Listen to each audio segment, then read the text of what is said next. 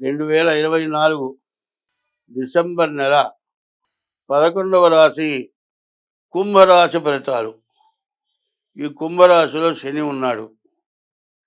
శని ఏలినాడు శని రెండవ భాగం. మరి 3 సంవత్సరాలన్నర గడిచిపోయింది. ఇంకొక సంవత్సరం ఉంది.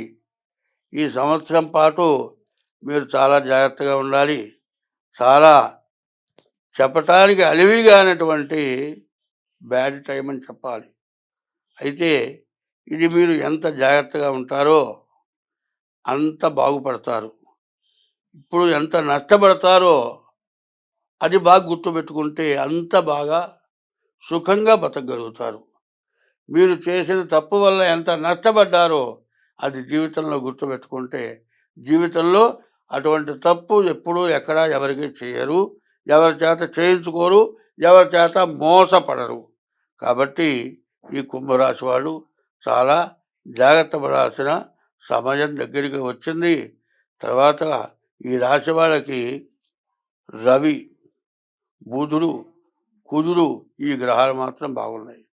అయితే రవి 11ంట ఉన్నాడు కాబట్టి మీ ప్రభావం బాగుంటుంది. విదేశాలకు వెళ్ళటం కానీ, మంచి వ్యాపారం చేయటానికి కానీ బుధుడు రవి బాగా మీకు కలిసి వస్తాడు.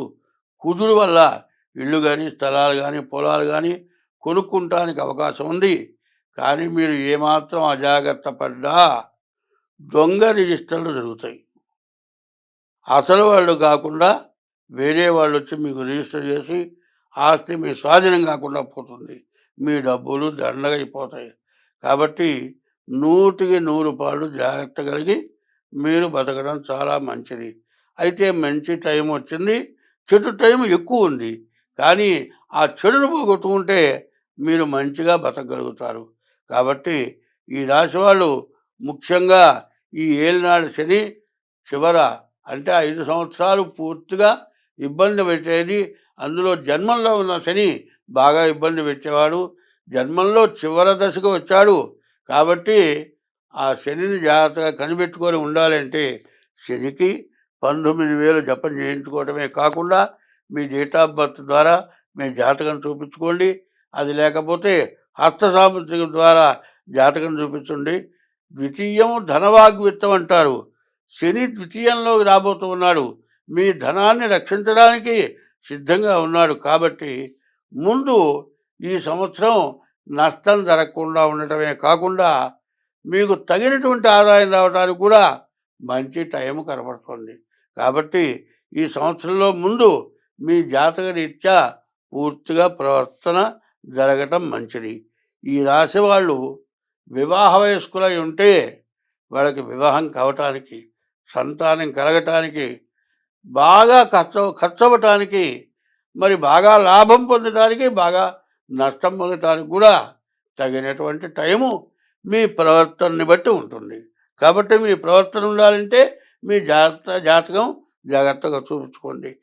ఏముందిలే అంటే మీరు ఈ రోజు వరకు మీరు సంపాదించింది మొత్తం కోల్పోవటమే కాక బతకలేక భార్యాభర్తలకు వియోగం కలిగి మరి వివాహ సంబంధం కూడా చెడిపోయి ఎక్కడా ఉండలేక మరి సన్యాసి కంటే ఘోరమైన బాధలు పడేటువంటి సమయం కూడా కనబడుతోంది. కాబట్టి ముందు మీ జాతక రీత్యా అడుగు వేయండి.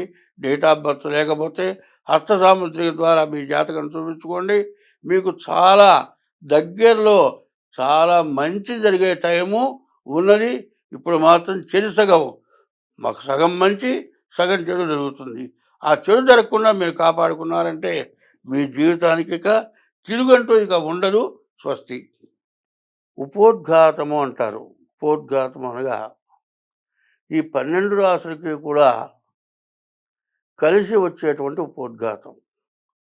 2024 నుండి 2026 వరకు కూడా ఈ 3 సంవత్సరాలు కూడా అందరికీ కూడా చాలా గడ్డు సమస్యలు, ప్రతివాళ్ళు కూడా సమస్యలతో బాధపడేటువంటి రోజులు అవటం చేత ప్రతివాళ్ళు కూడా ఏ ఒక్క గ్రహం బాగుండకపోయినా దానికి తగిన దోషం పోవటానికి ఉపశమనం చేసుకోవాలి. ఎందుకు అంటే నిన్నటిదాకా గురువు వక్రించున్నాడు, ఇప్పుడు కుజుడు వక్రించి ఉన్నాడు. ఇట్లా ఉండటం చేత సమస్యలు బాగా పెరిగిపోతూ ఉన్నాయి. 2026 వరకు కూడా పూర్తి సమస్యలు. గ్రహాలు సరైనటువంటి స్థితుల్లో లేవు. ఈ సంవత్సరం 7 గ్రహాలు పాపగ్రహాలు, 2 శుభగ్రహాలు ఉన్నాయి. అందువల్ల పాపగ్రహాల యొక్క బలం ఎక్కువ అవటం చేత మంచివాళ్ళు బతకటానికి చాలా కష్టతరమైనటువంటి రోజులు. కాబట్టి ఇది ఏ రకంగా దెబ్బతీస్తుంది అంటే విద్యలో, ఉద్యోగంలో, వ్యాపారంలో, ఆరోగ్యంలో, కుటుంబ భార్యాభర్త, తల్లి బిడ్డలు, తండ్రి కొడుకులు వివాహం కావటానికి కానీ, వివాహం అయిన తర్వాత కానీ సమస్యలు ఎక్కువైపోయి చాలా బాధలు పడటానికి సమస్యలు బాగా ఎక్కువగా ఉన్నాయి. అందులో ముఖ్యంగా చెప్పేది ఏంటంటే వివాహం కావటమే కష్టమవుతుంది. వివాహం అయిన తర్వాత వాళ్ళిద్దరికీ కుదరక విడిపోయే పరిస్థితులు వస్తున్నాయి. తల్లిదండ్రులకి అన్నం పెట్టక వాళ్ళు ఇబ్బందులు పడుతున్నారు. ఇటువంటి మహాపాపాలు ఎందుకు జరుగుతున్నాయి అంటే పాపగ్రహ వీక్షణ వల్ల జరుగుతూ ఉన్నాయి. కాబట్టి ఇది మేషరాశి దగ్గర నుంచి మీనరాశి వరకు కూడా ఇది వర్తిస్తుంది. కాబట్టి దీన్ని ప్రత్యేకించి అందరూ గుర్తుపెట్టుకోండి. ఏమిటంటే అంటే అప్పులు తీరకపోవటం, అప్పులు చేయటం, ఆస్తులు పోవటం, భార్యాభర్తలకు అనుకూలత లేకపోవటం, చదువుకునే పిల్లలకి విద్య సరిగా రాకపోవటం, చదువుకునే పిల్లలకి ఆడపిల్లలతో అనవసరమైన దుర్గతి సంబంధాలు కలగటం, ఇట్లా రకరకాలైన సమస్యలతోటి ప్రజలు బాధపడేటువంటి రోజులు 24 నుండి 26వ సంవత్సరం వరకు కూడా ఈ పరిస్థితులు బాగా ఎక్కువగా ఉన్నాయి. కాబట్టి 60 సంవత్సరాల దాకా సంపాదించిన ఆస్తి మొత్తం పోయి కేర్ ఆఫ్ ప్లాట్ఫారం అయ్యేటువంటి పరిస్థితులు కూడా రాబోతున్నాయి. కాబట్టి వీటి నుండి బయటపడాలంటే ముందు మీ జాతక రీత్యా మీకు ఏ గ్రహాల దోషం, ఒక్కొక్క గ్రహానికి ఒక్కొక్క దైవ పూజలు ఉన్నాయి.